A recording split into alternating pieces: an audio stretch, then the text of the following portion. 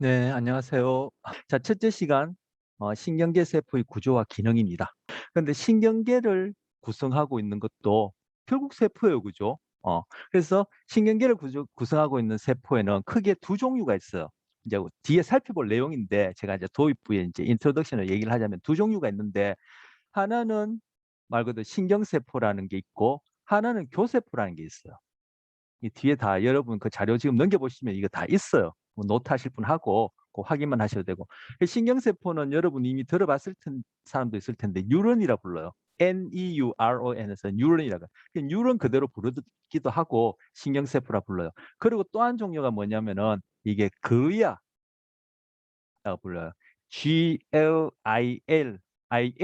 예, 글리아 이렇게도 부르고 글리어 AL 형용사를 만들어서 셀 해서 GLIALCES 글리얼셀 이렇게도 불러요. 뭐 둘 중에 임의대로. 근데 이거 번역하기 교세포로 불러요.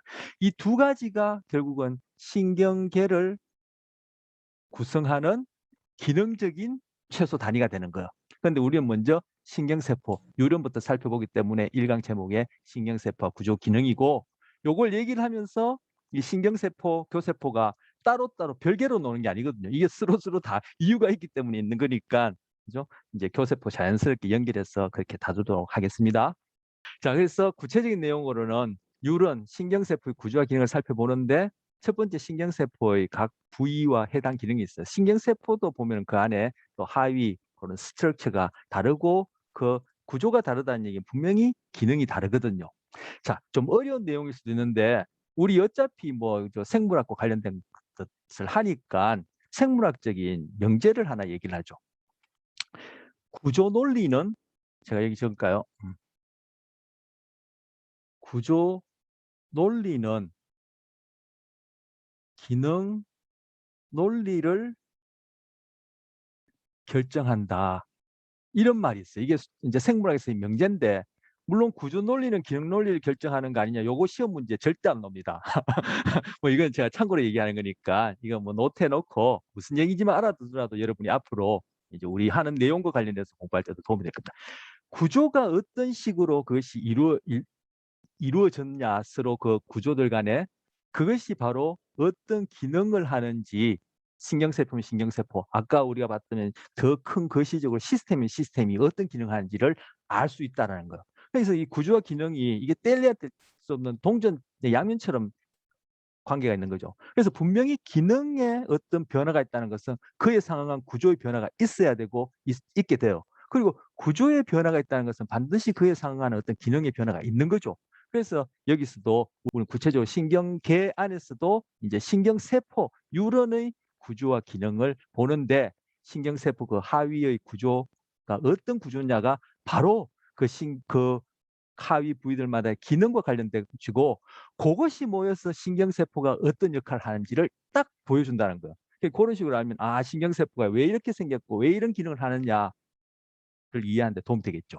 그리고 이제 신경세포가 그러한 구조를 가진 이유가 바로 이제 오늘 하는 주제 중에서는 이제 이 부분이 조금 더 까다롭고 어떻게 보면 이제 본론 핵심이 될 텐데 어떻게 이 신경세포가 신호 처리를 하는지 제가 기린 가지고 여러분한테 얘기할 때 결국 신경계라는 것은 환경에서 일어난 일 그리고 바로 기린 또 우리의 경우도 내 몸에서 일어나는 일도 뇌가 신경계가 잘 정보를 받고 처리해서 이럴 때는 어떻게 해야 되겠다 해서 신호를 내보내야지만이 그죠?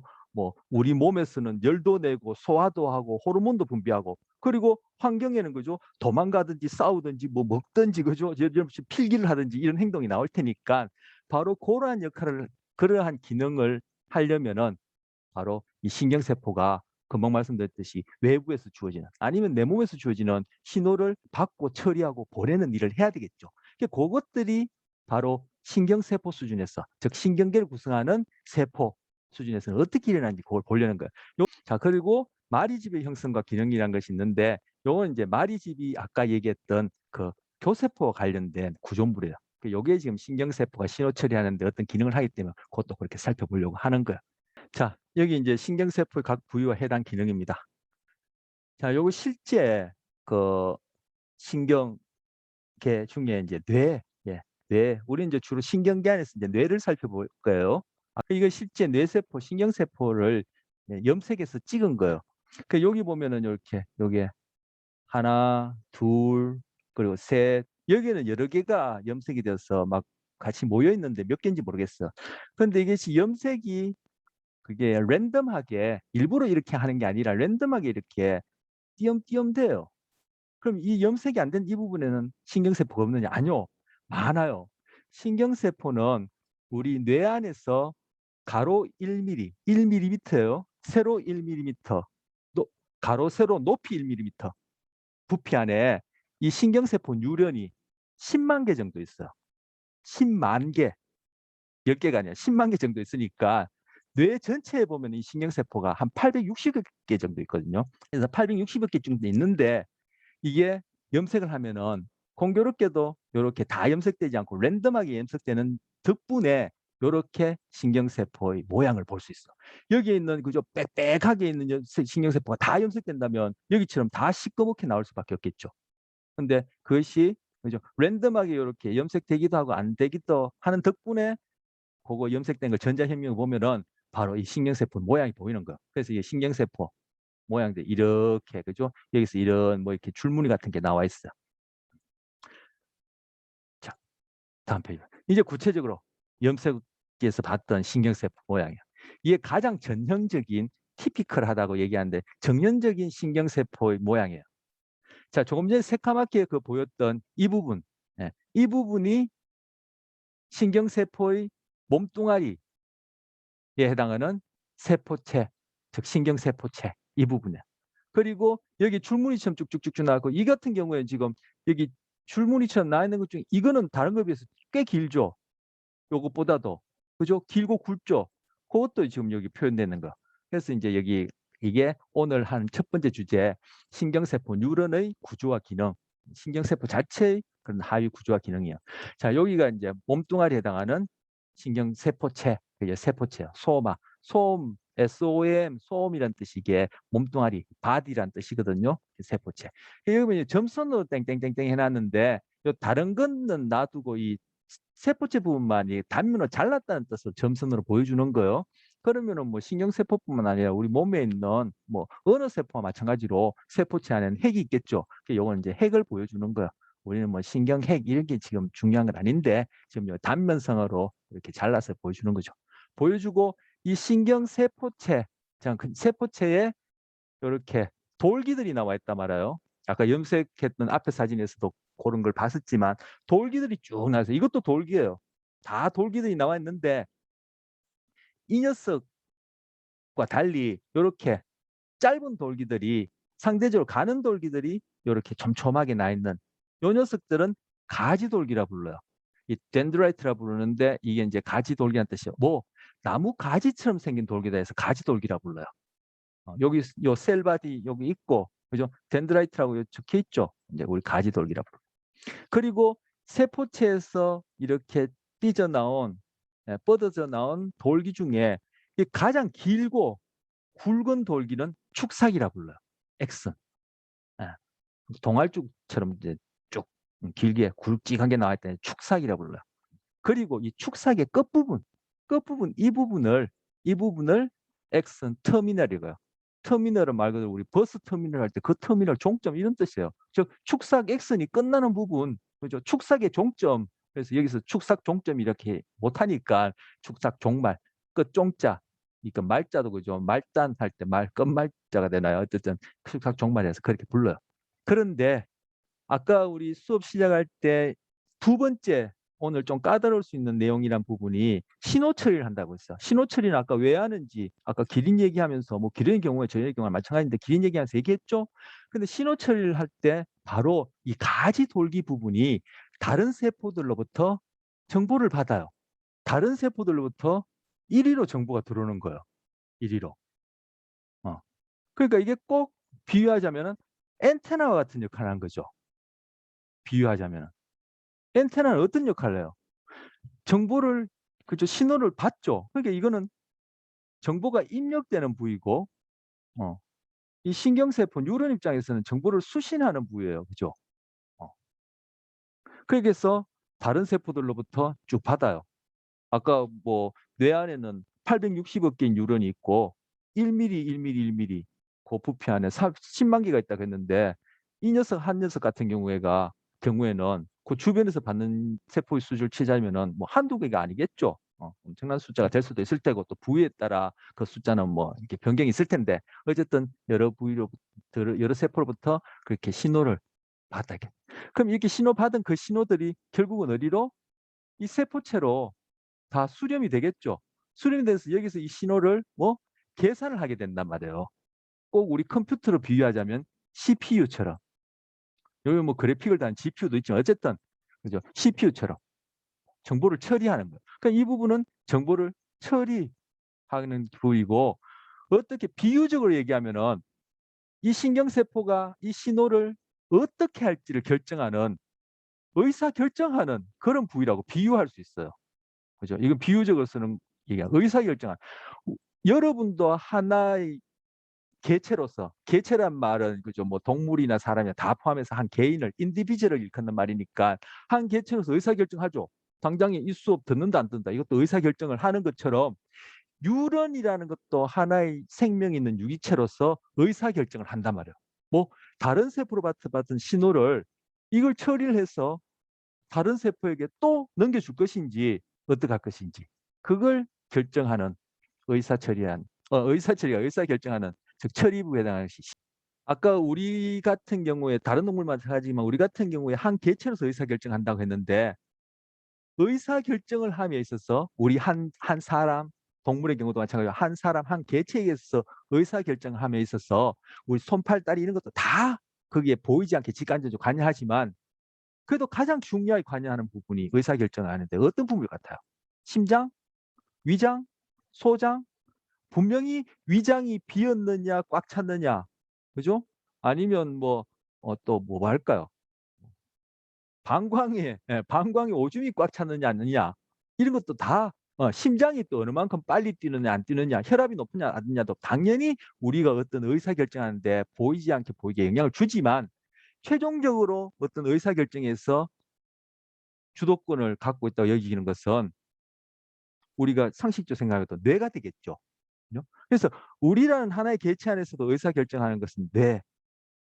컴퓨터 안에서 뭔가 그러한 기능을 하는 것에 비유할 수 있는 CPU. 그러면은 바로 뇌를 구성하는 신경세포 뉴런 안에서도 의사결정한다고 비유되어진 부분이 바로 세포체가 하는 일이에요.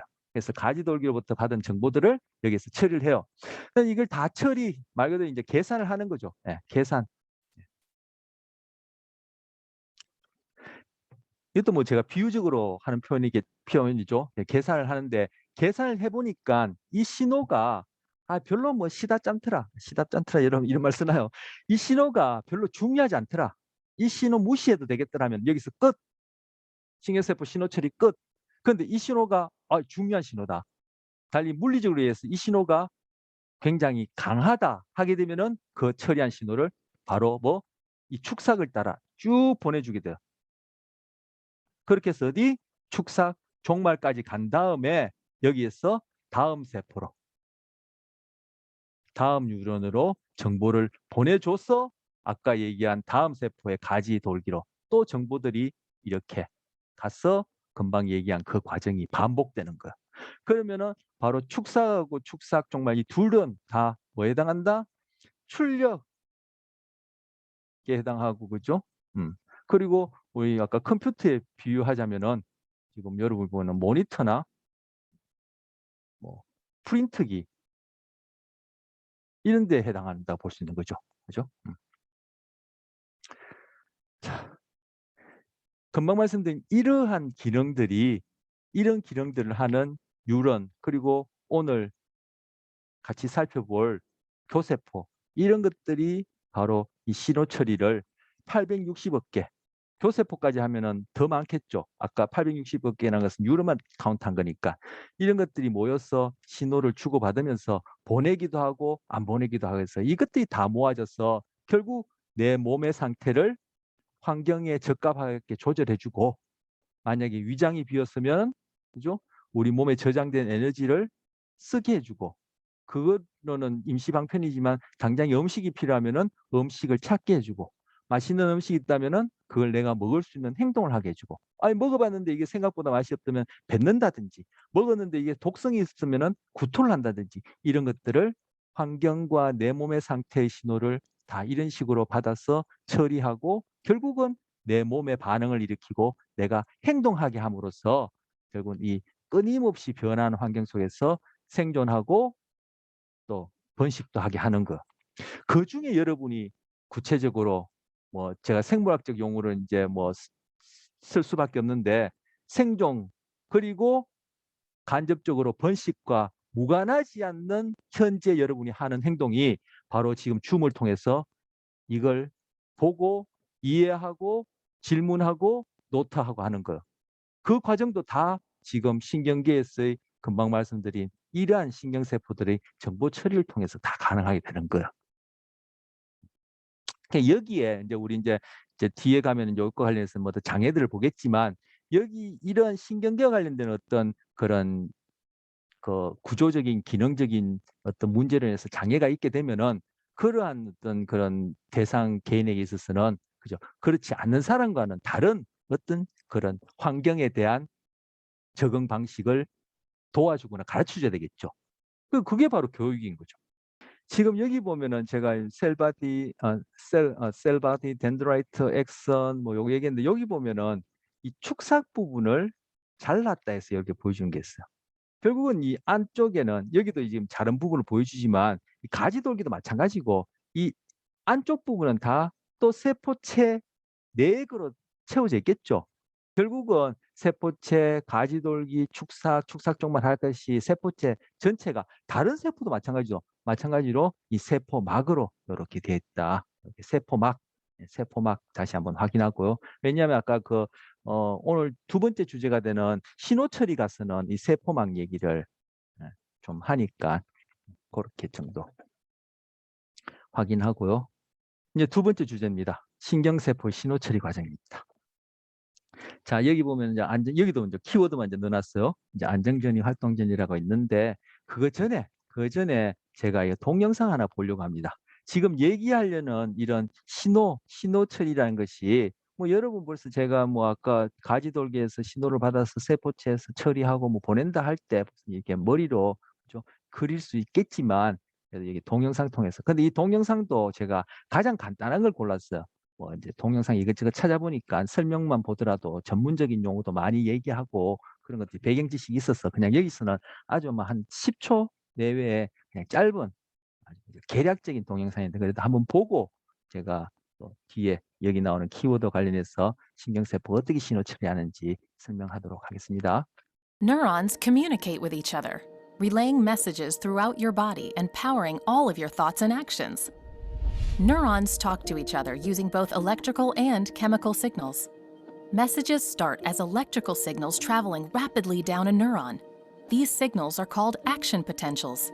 When they reach the gap between two neurons, the messages need some help to get across. The information is transformed from an action potential into a chemical message, which crosses the gap called a synapse. The release of those chemical messengers can trigger an action potential in the neuron on the other side of the synapse, conveying the message onward. Or it can quiet the message. This happens over and over and over. And with repeated activity, the synapse gets stronger, so the next message is more likely to get through. That way, neurons learn to pass on important messages and ignore the rest. This is how our brains learn and adapt to an ever-changing world. 1분 18초 본 그 내용의 나레이션 하는 그 부분, 그리고 그림 내용은 우리가 다음 시간에 다룰 내용도 좀 포함되어 있어요. 왜냐하면 다음 시간 다룰 내용까지 포함시켜야지만 신경계, 즉 뉴런에서의 신호 전달이라는 스토리가 완성이 되는데, 오늘은 다음 시간까지 하면은 수업 시간 내용이 너무 복잡하고 길기니까 오늘은 이제 세포체 안에서만의 이제 신호 전달에 대해서 다룰 텐데, 좀 전에 봤듯이 그런 식으로 세포들 간에 이제 신호를 전달한다. 자, 안정전이라는 건 이제 얘기하려고요. 안정전이는 resting potential이라 그래요. 조금 전에 본 그 유튜브 동영상에서 깜빡깜빡깜빡하는 그 불빛들이 무엇을 의미하느냐, 상징하냐면은 바로 이 활동 전이를 상징하는 거예요. 액션, 작용, 뭐 그런 뜻이죠. 그래서 여기서 활동, 포텐셜 해서 포텐셜은 전이란 뜻인데, 전이란 말은 어떤 경계를 두고 그 경계를 쌓여 두고 있는 두 부위 사이에 전기적인 차이를 전이라 부르는데, 좀 전에 동영상에서 깜빡깜빡깜빡깜빡 하는 것들이 바로 활동 전이를 의미하는 거예요. 결국 그 깜빡깜빡하는 것들이 그 뉴런들 간에 서로서로 주고받으면서 뇌에, 그죠? 여기저기 신호를 전달하고, 그것이 이제 결국은 아까 말씀드린 대로 반응도 일으키고 행동도 하게 되는 거예요. 자, 근데 이 활동 전이를 알려면은 먼저 이 안정 전이를 알아야 돼요. 안정 전이를. 뭐 관계 있는 거 알고자 하면 끝도 없죠. 자, 그래서 안정전이는 이제 제가 좀 소개하려고 합니다. 자, 제가 세포를 좀 얼추 그려보죠. 뭐 신경세포 뉴런을요. 아, 이 가지돌기 너무 굵다. 그리다 보니까.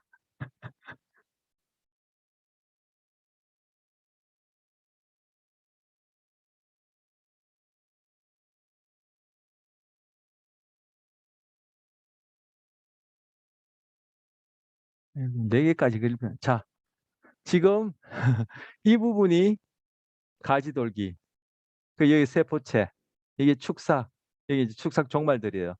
네, 그렇습니다. 그런데 이 신경세포를 길이 방향으로 제가 딱 잘랐다고 생각하세요. 길이 방향으로. 길이 방향으로 쫙 잘랐어요.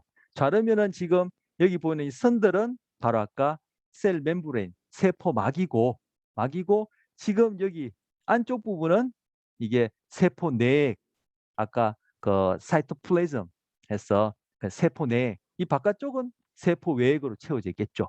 그죠? 뇌 안에 860억 개의 뉴런과 그 숫자와 동일한 교세포가 있다 하더라도, 그래도 세포 사이에는 또 그죠? 이 액체로 채워진 세포체로 채워지지 않는 세포 외 공간이 있거든요. 여기는 이제 세포 외 이렇게. 자, 여기는 세포 바깥, 여기는 세포 안쪽. 요 빨간 선들은 세포막이에요. 지금 뉴런 신경세포 세포막이에요. 그런데 이 안쪽은 바깥쪽을 기준으로 항상 이건 약속한 거예요. 이 분야에 있는 사람들이. 안쪽은 바깥쪽을 기준으로 전기값을 재어보니까 안쪽이 마이너스 70mV 정도 차이가 나더라는 거예요. 바깥을 기준으로 얘기하기로 약속한 거예요.